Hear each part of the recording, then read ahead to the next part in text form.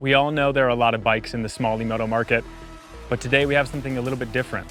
Something that's designed more for people with performance in mind, riding on the dirt, riding on the trails, riding on moto tracks. This is the 2026 Tork Pro Sport.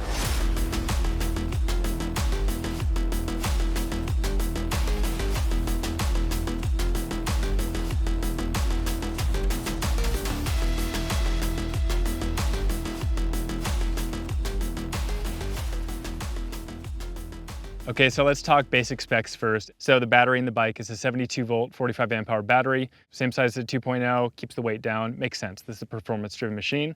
You have full seat. You don't see that on a lot of small E-motos. I just rode the Arctic Leopard bikes the other day. Really like that about that, especially compared to like an e-ride type bike. Super nice feature. The seat looks appropriate for the bike. It's really easy to corner on bikes like this. Wheel combo, we're talking 19, 17. HTW suspension, front and rear. A really big feature is the gear reduction system in this bike. We all know that belts break. A lot of people don't really prefer having a jack shaft in a bike, but it's kind of how it goes with a lot of these bikes. You really don't want to have to end your race just because a belt broke on you. So I really love that they put that in this bike. It's a non-issue now. Super awesome. You have a proper chain guide for this bike.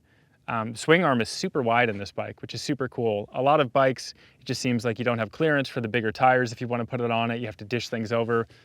It's not going to be the case with this bike. There's so much room in the swing arm, and I think we're going to be able to put some really big, meaty tires on this if we want to. And for the motor, you have a 16.8 kilowatt system. So you're getting more power than a 3.0 out of this bike, which is super awesome. It's a really, really good size of power package. The controller is a little bit weird on this bike. It's actually mounted right here under the fender. I don't think that's going to be an issue. It seems really, really durable, but yeah, that's definitely different than most every other E-moto on the market that has the controller mounted up front. The display, if you've looked at the Arctic Leopard, like XE Pro S kind of lineup, the display is super similar to that. You don't have the key fob thing. You actually do have a physical key for this bike.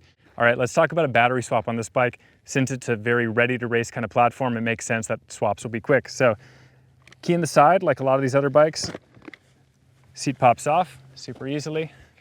You have this one latch, literally just like your thumb pulls it up. This bar comes out like this, really nice. This is a feature I really like. So the front part of the lid pops up, but check this out. It has a self-ejecting power spot. So you basically lift this lever, it pops it up for you. That comes free. Battery comes out, do your swap, reverse it basically. Just want to talk about like initial feel, first impressions kind of things. We set the bike up a few days ago. One thing that I noticed when I was building it is that there are no brake sensors enabled right out of the box. I love that. I really hate having to try to find brake sensors to turn off. I know it's a small thing, but it just shows that they're like focused on a certain kind of person with this bike. It looks like there are sensors in there. You could probably turn them on for safety if you want that. But super cool that I don't have to like go digging for that and try to figure that out on a new bike when I just want to go out and ride. The grips, like a lot of these bikes, they're pretty bad. They're the silicone grips. It's actually glued pretty well on the right side, but the left side is super loose. We'll replace these eventually, but yeah, just bear in mind that you're probably gonna have to replace grips right away based on your preferences. All right, let's talk size of the bike. The seat height is 32.5 inches. I'm 5'11", 6 foot tall. You can see I have a little bit of bend in my legs. This bike feels really comfortable to me. It's very like E-Ride 3.0 kind of feeling. I would say you're probably gonna wanna at least be like 5'6" to ride this bike unless you're really comfortable on taller bikes. If you're a little bit shorter, you might be looking at a little bit smaller of a bike like a Sur-On Light B E-Ride Pro S or something like that.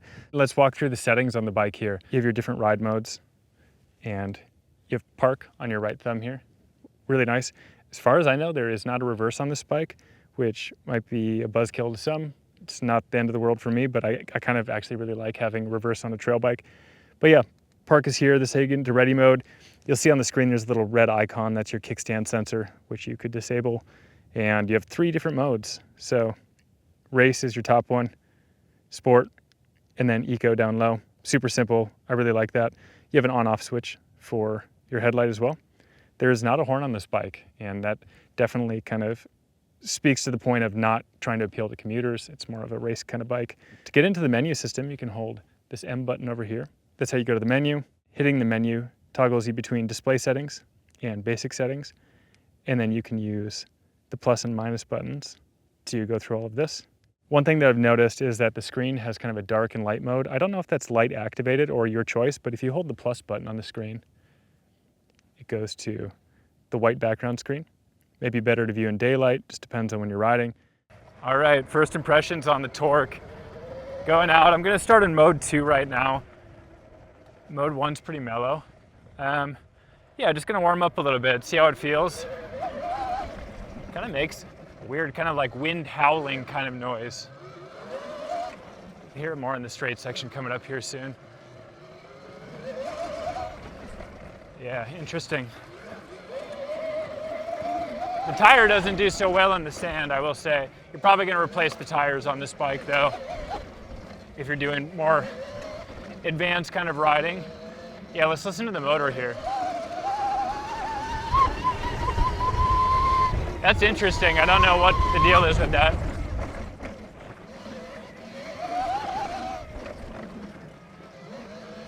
Geometry feels pretty good.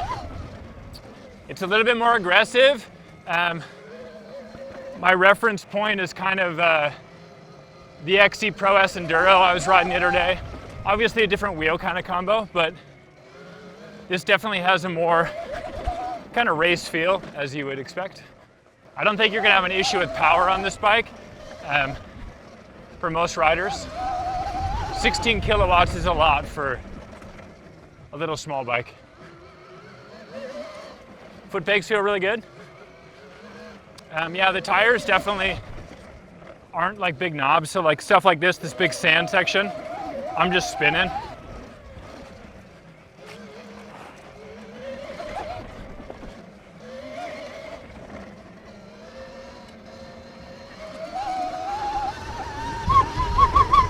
That's really loud. I don't really know what causes that. Next time we do that, I'm gonna go through it in 3, which it might just be louder. Nice power package though, honestly. All right, let's do that again in 3. Mode 3 is awesome though. It's a lot of power. They really did a nice job tuning this too.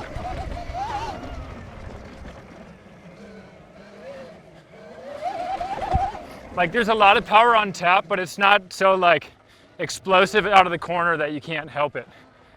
All right, so just got done riding the bike and kind of first impressions and takeaways from it. It's been really hard to steer this bike. I don't know if it's the suspension setup or what. The rear is very firm on the bike. I have it as loose as I can get it, so I can't really sag it out anymore. Compression's all the way out too. And the forks are pretty soft. So I've been really struggling with staying in corners today on it, and I don't usually have that issue with any other bike. So that's been a concern. I have to ride it more to have like a real clear reason behind that.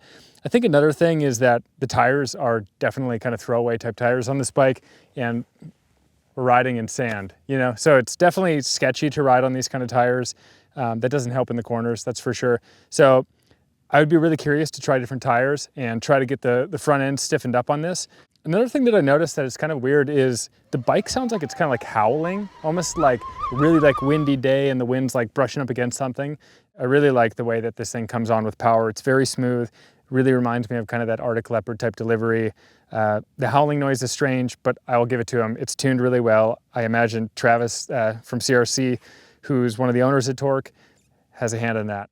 I will say like these kind of bikes, these kind of high performance 3.0 SR kind of size bikes, you can really hammer on them. The chain went slack on us a few times, but that's just, you know, it's a new chain, it's a new bike. Battery, we are at 50%. I have put 10 miles on the bike and I started at 90. So yeah, it's actually pretty good range for what we're doing here. Yeah, I think my biggest concerns are just the suspension, getting them to be balanced more. I really want to figure that out because you can see here, it's pretty stiff in the rear and the front is just not matching that. And I'm trying to change that in the rear, but I can't. Okay, so overall, I think Tork's definitely in the right direction here. I really like the gear reduction system. I like the battery swap. I'm always pulling batteries out of my bikes. So the fact that that is that easy is insanely nice. It's the easiest system I've ever seen. If you have any other questions about the Tork Pro Sport, leave them in the comments below or visit us at electrixmotoco.com.